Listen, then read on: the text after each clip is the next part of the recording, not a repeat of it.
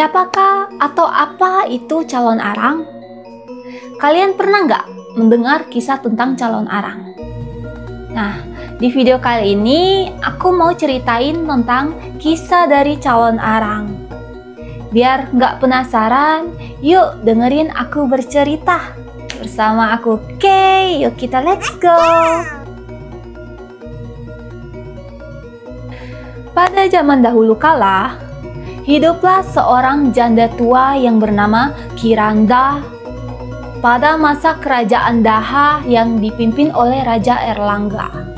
Nah guys, Kiranda ini tinggal di desa bernama Jirah yang terkenal sebagai desa yang tanahnya sangat subur yang ditanami padi.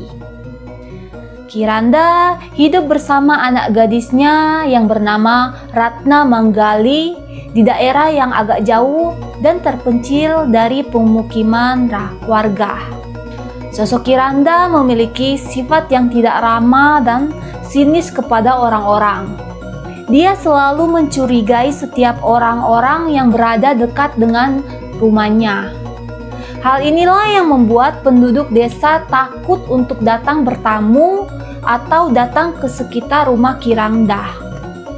Kiranda digambarkan sebagai wanita tua dengan mukanya yang lebar dan pucat, matanya yang sipit, hidungnya yang panjang, tulang pipinya yang menonjol, dan tubuhnya yang kurus dan pendek dan udah mulai bungkuk dengan menggunakan pakaian lusuh serta rambut panjang yang digerai yang membuat penampilannya ini menjadi sangat kusam. Nah, sejak kematian suaminya yang meninggal karena terkena ilmu hitam dan tidak mengetahui siapakah pembunuhnya. Hal ini membuat Kiranda menjadi seorang pendendam walaupun dia tidak tahu harus melampiaskannya kepada siapa.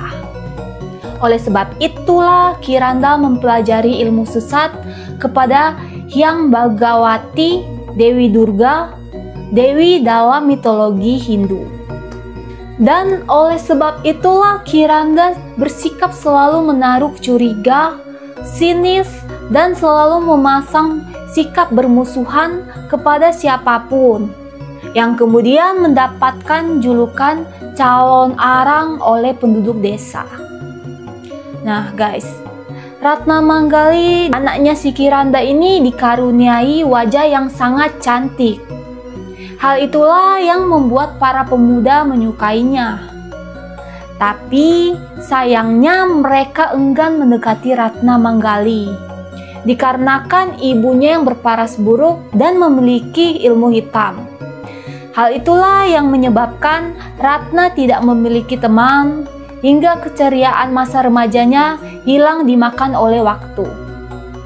Walaupun Kiranda memiliki semua hal yang buruk pada dirinya, tapi dia sangat menyayangi Ratna Manggali dan menyadari rasa sedih dan kesepian anaknya. Dia juga memikirkan nasib anaknya yang belum memiliki jodoh yang disebabkan oleh dirinya. Pada suatu ketika, Ratna Manggali berjalan pulang sehabis mencuci baju di sungai. Tiba-tiba ia dicegat oleh seorang pemuda bernama Imade Widyasta yang tinggal di desa sebelah barat. Nah guys, Imade Widyasta adalah seorang penganut ilmu hitam yang ingin mengadu kesaktiannya dengan Kiranda. Lalu ia pun berkata dengan lemah lembut kepada Ratna, "Wahai gadis ayu, di manakah rumah Kiranda? Aku ingin menyampaikan amanat guruku." Hal itu membuat Ratna Manggali tersipu malu dan pipinya memerah seraya berkata, "Rumahnya ada di tengah hutan jati. Kebetulan saya juga akan pulang ke sana." Nah, mendengar hal itu membuat Imade Widyasta senang lalu merasa bisa mendapatkan kesempatan untuk mendekati Ratna. Dia mulai membuka percakapan sepanjang perjalanan. Nah, Ratna Manggali mulai tumbuh rasa suka terhadap Imade Widyasta. Terlebih lagi, Ima Dewi Diasta selalu memperlambat langkahnya untuk menunggu dirinya yang tertinggal saat berjalan menuju ke rumah. Setelah sampai di rumahnya, Ratna lalu menyuruh Ima Dewi Diasta untuk menunggu. Lalu dia segera masuk ke tempat bersemedi ibunya untuk memberitahukan kalau ada tamu yang mencarinya. Kata Ratna ke ibunya, "Ibu, ada utusan Dewi Durga yang ingin menyampaikan pesan." Nah, suara halus Ratna membuyarkan semedi ibunya. Dengan kening berkerut dan pandangan penuh tanya, Kiranda keluar. Ketika melihat di hadapannya ada seorang pemuda sealiran dengan dirinya, timbullah harapan di lubuk hatinya. Inilah calon menantuku, pikirnya. Nah, melihat reaksi dari Kiranda, Ima Dewi Diasta merasa mendapat kesempatan. Lalu dia pun makin gencar mendekati Ratna. Kiranda menjadi senang setelah melihat kedekatan anaknya dengan Ima Dewi Diasta. Kemudian Kiranda menjodohkan anaknya dengan Ima Dewi Diasta dan segera mengatur pernikahan mereka. Berita pernikahan antara Ima Dewi Diasta dan Ratna Manggali pun tersebar ke seluruh desa. Para pemuda desa yang mendengarkan hal ini lalu segera berkumpul untuk mendiskusikan hal ini. Mereka tidak setuju jika Ima Dewi Diasta dan Ratna Manggali akan melangsungkan pernikahan. Karena mereka tahu jika Ima Dewi Diasta adalah seorang pria brengsek yang suka menggoda para gadis di desa Jira. Mereka pun berencana untuk menggagalkan pernikahan itu. Mereka segera mengumpulkan para pemuda lain di desa Jira. Lalu mereka mengatur rencana untuk memberi pelajaran kepada Ima Dewi Diasta. Nah, lalu mereka segera menuju pasar yang letaknya tepat di tengah desa. Pasar itu sangat ramai karena hanya buka pada hari tertentu. Mereka yakin kalau Ima Dewi Diasta akan datang ke pasar untuk menggoda para gadis di sana. Ternyata perkiraan mereka tepat. Ima Dewi Diasta pun tiba di pasar dengan berjalan terhuyung-huyung dengan menggunakan pakaian hitam. Setibanya di pasar, ia mulai menggoda para gadis di sana, lalu dia berkata, "Wahai adik manis, kemarilah sayang, aku kangen sekali." Dengan nafsunya yang membara, Ima Dewi Diasta langsung memeluk gadis yang digodanya. Gadis itu pun meronta dan berteriak meminta tolong. Para pemuda yang sudah menunggu kehadiran Ima Dewi Diasta pun segera menghubungi untuk memberinya pelajaran atas tindakannya tersebut. Ima Dewi Diasta dipukuli lalu dikurung. Atas kejadian itu, Ima Dewi Diasta pun tidak tinggal diam. Dia segera melawan balik lalu berteriak, "Kalau kalian seorang kesatria, lawan aku satu persatu." Nah, mereka pun tertantang oleh teriakan itu. Lalu maju satu persatu untuk menghadapi Ima Dewi Diasta. Ima Dewi Diasta yang memiliki ilmu hitam pun segera memasang kuda-kuda. Tangannya mengeluarkan api, matanya memerah, dan pada semua jari tangan dan kaki keluar kuku yang sangat panjang. Salah satu pemuda yang berhadapan dengan Ima Dewi Diasta pun mulai gentar melihat kejadian itu. Nah, Ima Dewi Diasta berhasil membuat pemuda itu tumbang dengan sekali pukulan. Melihat temannya tumbang, mereka segera maju bersama untuk menghadapinya. Ima Dewi Diasta yang sakti itu pun akhirnya terkapar tak berdaya karena dikeroyok oleh orang banyak. Setelah terkapar di tanah, anehnya tubuh Ima Dewi Diasta kembali ke wujud semula.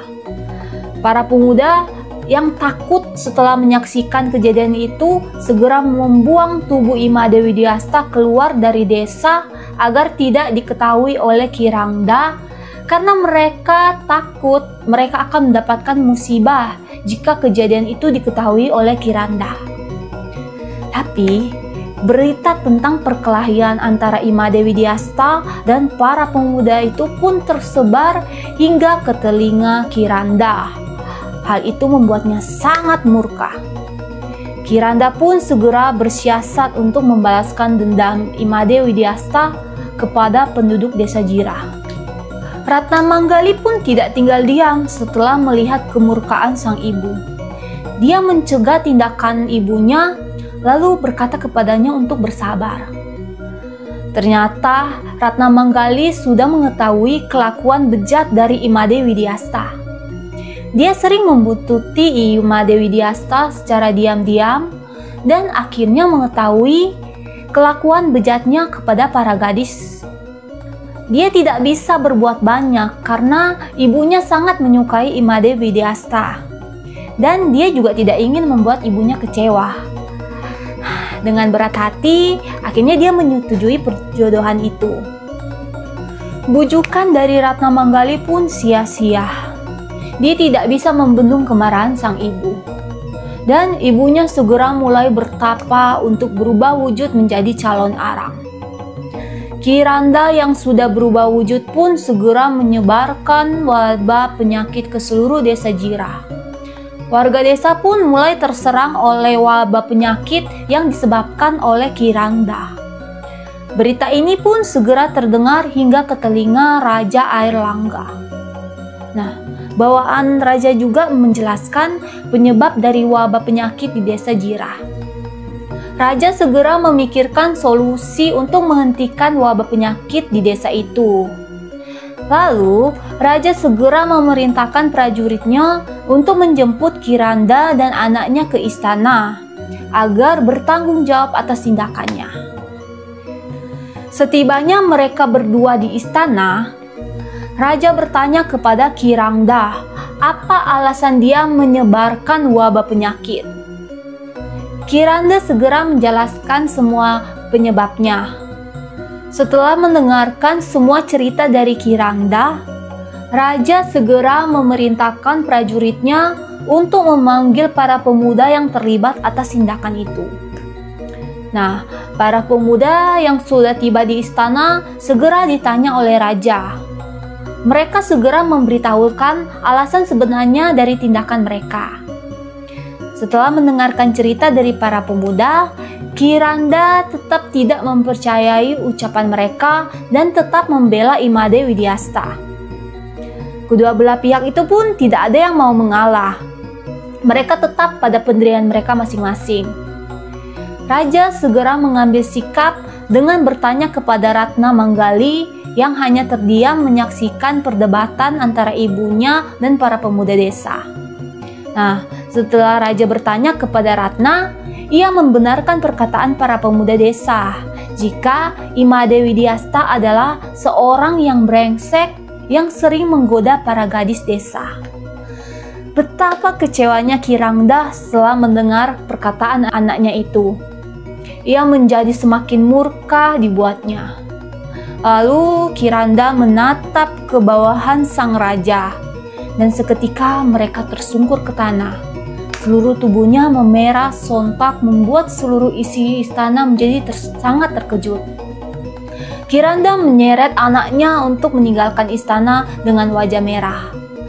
Di sepanjang perjalanan, Kiranda mengucapkan sumpah serapah dan ancaman yang mengerikan. Nah, Raja Airlangga menjadi yakin jika Kiranda memiliki ilmu hitam yang sangat berbahaya. Dan segera memerintahkan para prajurit terbaiknya untuk membunuh Kiranda saat dia sedang tidur. Karena Raja berpikir jika ilmu Kiranda ini tidak akan berfungsi pada saat ia tidur. Nah, rencana Raja pun sudah diperkirakan oleh Kiranda. Ia sengaja tidak tidur malam itu. Pada malam itu, para prajurit segera menyusup ke dalam rumah Kiranda. Tapi sayangnya Kiranda sudah bersiap dengan menjelma menjadi calon arang lalu menyerang para prajurit.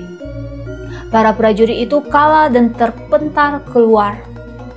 Kiranda tertawa akan kejadian itu dan yakin tidak ada satupun yang bisa mengalahkannya. Dengan suara lantang, ia lalu berkata, "Aku akan terus mengganggu ketentraman hidup seluruh rakyat Daha. Karena kalian sudah menyiksaku sepanjang hidup, aku diasingkan, suamiku dibunuh, dan anakku diasingkan. Kalian memang patut disiksa. Sekarang rasakan pembalasanku." Hahaha. Suaranya terdengar jelas sampai ke seluruh penduduk desa yang membuat para penduduk semakin takut kepada Kiranda. Keesokan harinya, berita tentang kekalahan prajurit tersebar luas. Para penduduk desa menjadi sangat panik. Banyak penduduk yang pergi meninggalkan desa. Wabah penyakit semakin meluas hingga ke kerajaan Daha. Tanahnya menjadi gersang, rakyat banyak yang kelaparan hingga sakit dan meninggal. Raja Airlangga sudah mengeluarkan semua persediaan makanan untuk rakyatnya, hingga lumbung penyimpanan semakin menipis. Raja menjadi sangat sedih akan hal ini. Lalu dia mengumpulkan para patinya yang masih hidup untuk mendiskusikan cara mengalahkan Kiranda. Di saat diskusi sedang berlangsung, Pangeran Jayabaya seketika berkata, "Ayah, aku baru saja membaca naskah yang tersimpan di perpustakaan kerajaan. Dalam naskah itu dinyatakan bahwa ilmu hitam milik Kiranda hanya dapat dikalahkan oleh seorang pendeta agung dari Lemah Tulis. Pendeta itu tinggal jauh di atas bukit di daerah Lemah Tulis. Pendeta itu bernama Empu Barada." Nah, mendengar hal itu, raja, kedua pangeran, dan para patinya mulai membaca naskah tersebut. Setelah itu, mereka pun sepakat untuk menemui Empu Barada dan meminta tolong kepadanya. Nah, singkat cerita, mereka melakukan perjalanan dan lalu bertemu dengan Empu Barada. Mereka lalu menceritakan semua kejadian tentang Kiranda. Empu Barada menyanggupi untuk membantu mereka. Nah, Empu Barada mengutus murid kesayangannya yang bernama Baula dan memerintahkan untuk menikahi Ratna Manggali. Dengan begitu, amarah Kiranda akan mereda sehingga dia tidak akan menyebar wabah lagi. Dengan berat hati, Baula tetap menjalankan tugas dari gurunya. Baula segera melakukan perjalanan ke desa Jira. Sesampainya di sebuah kali, Baula melihat seorang gadis cantik yang sedang mencuci baju. Nah, Baula berkata dalam hati, "Alangkah senangnya kalau calon istrinya adalah gadis cantik itu." Tapi apa daya, dia harus menjalankan tugas dari gurunya untuk menikahi anak dari calon arang. Nah, Baula beranggapan jika calon arang yang menakutkan, begitu pula dengan anaknya. Ia pun bergidik. Baula segera mendekati gadis itu. Dia menanyakan jalan ke desa Jira. Gadis itu berkata jika ia sudah sampai di desa itu. Lalu Baula pun meminta gadis itu mengantarkannya ke tengah desa. Awalnya gadis itu merasa ragu dan takut akan Baula. Tapi karena perawakan Baula yang baik dan sopan, akhirnya gadis itu setuju untuk mengantarkannya. Lalu Baula memperkenalkan dirinya kepada gadis itu. Tak disangka ternyata gadis itu adalah Ratna Manggali. Di sepanjang jalan, Ratna Manggali memperhatikan Baula dan berpikir jika Baula adalah pria baik-baik. Setelah mereka berdua tiba di tengah desa, Ratna pun segera berpamitan dengan Baula. Kemudian, Baula mencari jalannya sendiri untuk menuju ke rumah Kiranda. Setibanya Baula di rumah Kiranda, ia pun sempat ragu untuk mengetuk pintu rumah. Tiba-tiba, pintu rumah pun terbuka dan keluarlah Kiranda dengan tatapan sinis. Dengan suara yang dingin, Kiranda pun bertanya apa maksud dan tujuan datangnya Baula. Baula menjawab dengan sopan, "Ananda Baula, murid Empu Barada yang tinggal di Lemah Tulis." Nah, Kiranda dibuat kagum oleh kelemah lembutan dari Baula. Hal itu membuat Kiranda menjadi senang dan mempersilakannya masuk. Kiranda menjadi lebih ramah kepada Baula. Terlebih, ia tahu jika Baula adalah murid dari Empu Barada yang merupakan mantan gurunya. Kemudian, Baula mengatakan tujuannya kepada Kiranda, yaitu untuk meminang anaknya. Pada mulanya, Kiranda ragu dengan apa yang diucapkan oleh Baula. Tapi, karena Baula berhasil meyakinkan Kiranda, akhirnya Kiranda pun setuju. Betapa bahagianya Kiranda karena pada akhirnya anaknya mendapatkan jodoh yang sepadan. Baula sangat heran melihat pinangannya sangat mudah untuk diterima oleh Kiranda. Hingga ia pun sempat berpikir, apakah anak dari Kiranda adalah seorang buruk rupa yang hingga kini belum mendapatkan pasangan. Kiranda pun berpesan kepada Baula untuk setia kepada anaknya, dan dia juga mengancam jika Baula ternyata melakukan hal yang tidak baik kepada anaknya, maka ia akan melakukan hal buruk terhadapnya. Baula berjanji untuk menjadi suami yang baik bagi anaknya. Lalu Kiranda menanyakan banyak hal kepada Baula. Dari percakapan mereka berdua, Baula menyadari jika Kiranda sangat menyayangi anaknya. Setelah berbincang cukup lama, waktu pun berganti sore. Tibalah waktunya Baula untuk menemui calon istrinya. Dengan rasa deg-degan sambil memejamkan mata, Kiranda memanggil anaknya untuk dihadapkan dengan Baula. "Inilah calon istrimu, anakku. Semoga kalian berbahagia. Bibi akan ke kamar suci," ucap Kiranda. Nah, setelah membuka matanya, Baula terkejut dan terpesona akan kecantikan anaknya Kiranda. Ia langsung menyadari jika gadis itu adalah Ratna Manggali yang ditemuinya di kali dan yang mengantarnya ke tengah desa. Ratna Manggali tersipu malu sesaat bertatapan dengan Baula. Pada mulanya, ia berat hati saat dipanggil oleh ibunya untuk kembali dijodohkan karena rasa trauma sebelumnya.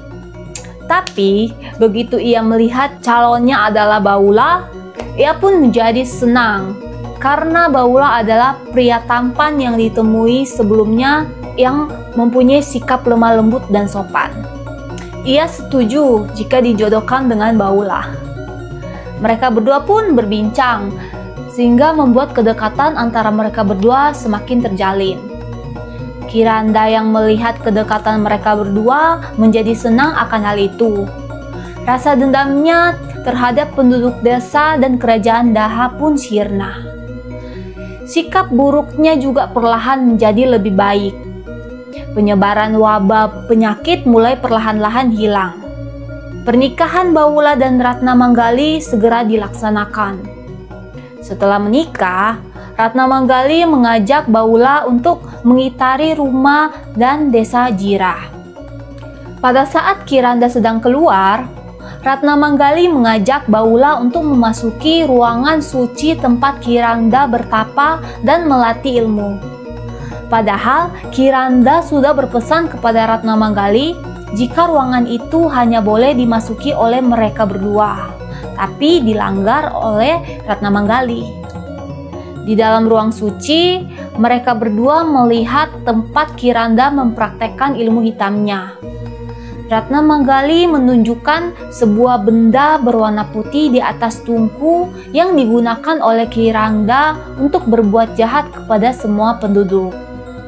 Baula segera memindahkan benda itu agar semua kejahatan Kiranda bisa segera dihentikan. Setelahnya, mereka berdua pun segera mengitari desa Jirah. Di sepanjang perjalanan, Ratna Manggali mengungkapkan semua alasan kenapa ibunya melakukan tindakan buruk terhadap penduduk desa dan menceritakan semua ilmu hitam yang dipelajari oleh ibunya. Setelah mendengarkan semua itu, Baula segera mengirimkan pesan kepada Empu Baradah. Setelah mendapatkan pesan dari Baula, Empu Baradah pun bersiap untuk mengunjunginya. Di perjalanan, Empu Baradah melihat tanah yang gersang, ladang yang kering, hingga mayat yang bergelimpangan. Oleh karena itulah ia bertekad untuk menghentikan semua perbuatan jahat Kiranda. Sesampainya di tujuan, Empu Baradah sudah disambut oleh Kiranda, Baula, dan Ratna Manggali. Nah, di dalam rumah mereka memulai percakapan dengan santai. Ratna Manggali menjadi senang karena ibunya sering mendengarkan petua-petua dari Empu Baradah. Hingga ibunya tidak lagi memasuki ruangan suci untuk berlatih ilmu hitam. Empu Baradah, Baula, dan Ratna Manggali merencanakan untuk melawan ilmu hitam dari Kiranda. Mereka akan melawan ilmu hitam itu dengan cara halus, yaitu dengan nasihat dan petua. Tapi, jika cara halus mereka gagal, maka mereka akan melawan dengan cara kekerasan. Nah guys, Ratna Manggali sangat berharap jangan sampai mereka menggunakan kekerasan. Bagaimanapun jahatnya Kiranda, dia masih tetap ibunya ya. Semakin hari, Kiranda menunjukkan sikap positif. Ia semakin jarang memasuki ruangan suci. Ia hanya sesekali memasuki ruangan itu sekedar untuk menyembah patung Dewi Durga tanpa menyalakan dupa dan menyan. Suatu hari, Kiranda jatuh sakit. Seluruh badannya panas, kepalanya pusing, dan di seluruh tubuhnya keluar bintik merah. Ia merasa jika ajalnya hampir tiba. Ia pun segera memanggil Ratna Manggali agar meminta bantuan dari Empu Baradah. Setibanya Empu Baradah, Kiranda memohon kepadanya untuk menyucikannya yang sudah melakukan banyak dosa. Empu Baradah segera melakukan penyucian kepada Kiranda yang wajahnya pucat dan tubuhnya sudah mulai lemah. Di saat penyucian sedang berlangsung, seketika tubuh Kiranda yang sudah mulai melemah tiba-tiba menjadi kuat kembali dan berubah menjadi calon arang. Ternyata calon arang tidak rela jika Kiranda disucikan. Melihat Kiranda berubah menjadi calon arang, Empu Baradah semakin keras membacakan doa dan mantra. Sekeras apapun Empu Baradah mencoba, calon arang menjadi semakin beringas. Lalu dia mulai menyerang Empu Baradah. Serangan demi serangan dilancarkan oleh calon arang. Tapi serangan itu tidak berhasil melumpuhkan Empu Baradah yang sakti dan tubuhnya memancarkan cahaya putih. Serangan calon arang terus dilancarkan dengan semakin hebat. Tapi apa daya, akhirnya tubuh calon arang terpental jauh. Empu Baradah memanfaatkan situasi saat calon arang telah terpental dan sedang lengah. Ia segera mengeluarkan kesaktiannya. Calon arang pun dapat dikalahkan. Tubuhnya hangus terbakar dan menjadi abu. Nah, lalu Empu Baradah mengambil abu itu dan diletakkan di atas kain putih. Seketika dari abu itu keluarlah tubuh Kiranda. Kiranda memohon kepada Empu Baradah untuk membunuhnya agar seluruh penduduk bisa terlepas dari kutukannya. Pada mulanya Empu Baradah menolak permohonan dari Kiranda. Tapi karena Kiranda memohon dengan tulus dan tujuannya untuk kebaikan seluruh penduduk desa, akhirnya Empu Baradah menyanggupi permohonan itu. Empu Baradah melanjutkan pembacaan mantra penyucian dan Kiranda pun meninggal dengan tenang. Sepeninggal Kiranda, kutukan akhirnya hilang. Seluruh penduduk berbahagia karena bebas dari kutukan.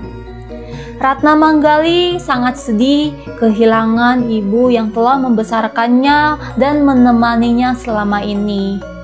Tapi ia juga ikut bahagia karena ibunya sudah disucikan dan keadaan desa menjadi pulih kembali. Empu Barada dan Baula menguatkan dan menghibur Ratna Manggali. Setelah mendengarkan nasihat dari mereka berdua, Ratna Manggali akhirnya bisa tabah menerima keadaan. Para murid Kiranda akhirnya juga datang menemui Empu Barada untuk disucikan. Empu Barada menjadi sangat bahagia karena semua keadaan sudah kembali menjadi baik. Orang-orang yang tersesat oleh ilmu hitam pun sudah kembali ke jalan yang benar. Nah, raja yang mendengar hal itu pun juga merasa bahagia karena rakyatnya telah kembali tentram. Akhirnya berakhir juga kisahnya ya. Guys, dari cerita di atas banyak yang bisa kita ambil, yang baik dan yang buruk kita buang. Jadi intinya kalian jangan pernah main-main dengan ilmu hitam ya. Terima kasih sudah menonton sampai habis. Jangan lupa like, subscribe, dan nyalakan lonceng notifikasinya. Bye-bye.